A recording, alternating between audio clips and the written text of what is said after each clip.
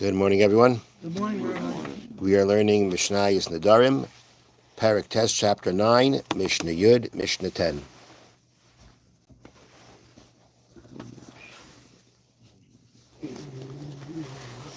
Okay. Kainam. A person makes a neder. He used the word kainam, which is the word that replaced with the word carbon, to say that what he's about to do is to make something forbidden, to have benefit from, as a carbon is forbidden to have benefit from. Sheni noise as plain as kura. I am not going to marry so-and-so, this woman, Ku'ura. Ku'ura means the ugly one. That's what he said. Okay, and it's quite obvious why he doesn't want to marry her.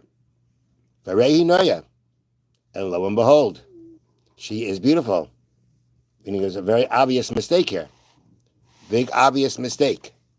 Shchayra, she's dark, which means she's dark-skinned maybe. Varehi Levana. But she really is, and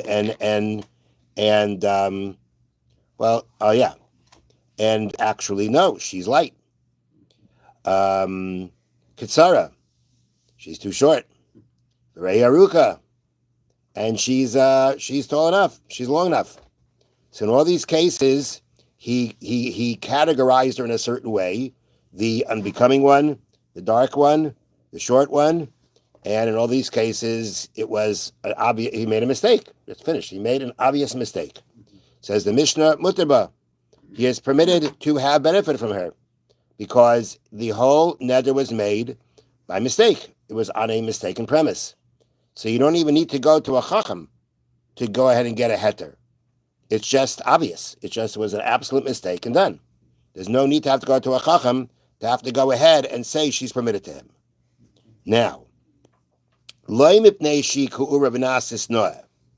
Mishnah elaborates here and says, it is not because she once was unbecoming and then became becoming, or somehow or another she was dark and became lighter. She was short and, I don't know, she did exercise and she got taller. It's not like at one point she was one way and it changed. The point is that to begin with, the neder was a mistake.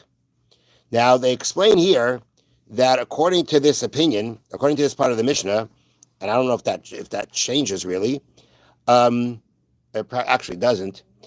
If, let's say, she went, right? Let's talk about she was unbecoming, and then she changed to becoming, right? She was ugly, and then she became pretty. She was a change.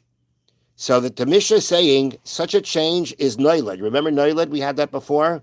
When something changes in a way that you never expected it to, that you don't expect it to, that kind of change is considered noiled. It's not expected. And noiled cannot be used even as a Pesach, even as an opening to say, would you have known, would you have still made the neder? So that's not going to work. So therefore, the whole point of our Mishnah is that it was a mistake. He, for some reason, thought that he assumed that she was unbecoming, and then he saw her and he realized he made a mistake. Or whatever the other things were, he realized that he made a mistake. And therefore, as a mistake, the neder doesn't start. Now the Mishnah continues. Once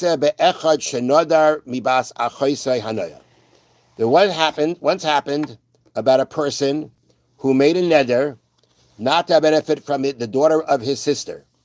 Now, as we had before in a previous Mishnah, to marry your niece, your sister's daughter, there are advantages to that, spiritual advantages to it. And they're pushing him to marry her, and he doesn't want to. And he made a neder. Now, why did he make the neder? And why didn't he want to marry her? Because she was not becoming. She was not attractive. And in order to get them off his back, he made a neder. I'm not going to get kind of benefit from her. They brought her to the house of Rabbi Yishmael, the sage Rabbi Yishmael, the Yipua, and they made her beautiful. Rabbi Yishmael, the Tana Rabbi Yishmael. Omar la Rabbi Yishmael. Rabbi Yishmael now said to this person who made the neder, Beni l'zay nadarta?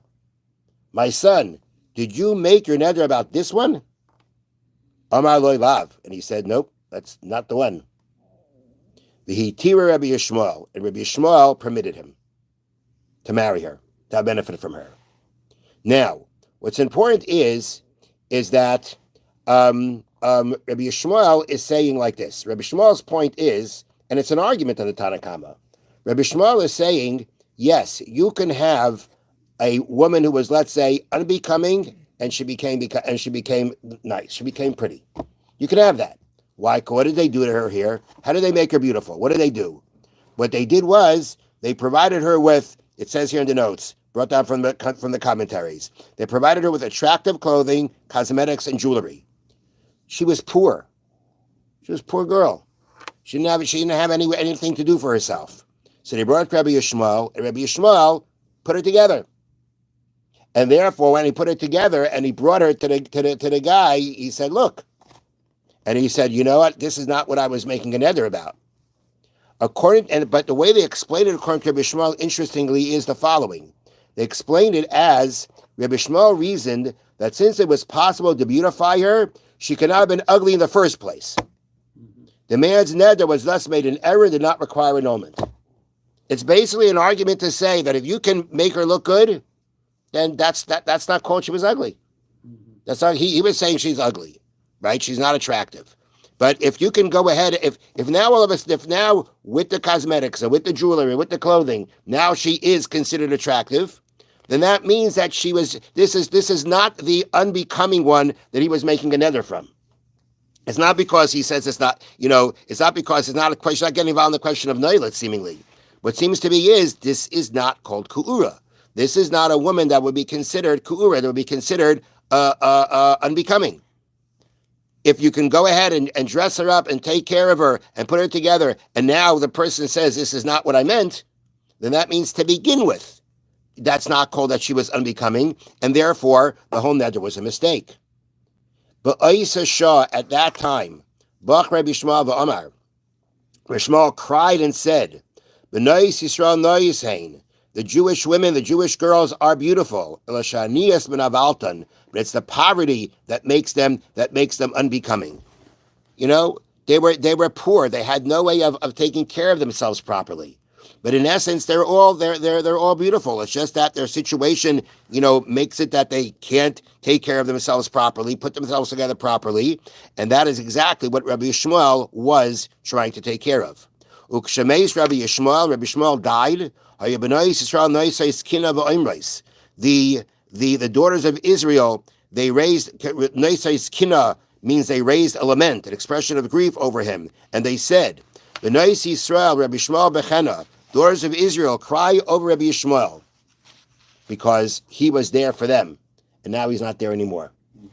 At the end of the day, the Baruch says, the halach is not like Rabbi Yishmael. The halach is not like him. After all that. That's what he did. This is what he did, and if you followed his psak, you asked him what to do, this is what he followed. But at the end of the day, from the point of there is clearly a machlekes here in the Mishnah, and the Baruch says halach is like the Tanakama. V'cheinu omer b'Shaul, and the same thing was said regarding Shaul HaMelech when he died. B'nois Yisrael el Shaul b'chena, daughters of Israel cry over Shaul.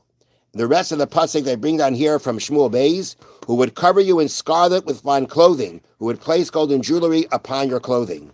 Because he was concerned for poor Jewish women, Shaul HaMelech gave them fine clothing and jewelry so that men want to marry them. Because Rabbi Yishmael was like King Shaul, that he too had deep compassion for the Jewish women who were poor. So a definitely very inspiring thing that Rabbi Yishmael did. And the Mishnah, very interesting, elaborates on that kindness that he showed for them. Have a wonderful day. Thank you, Rabbi.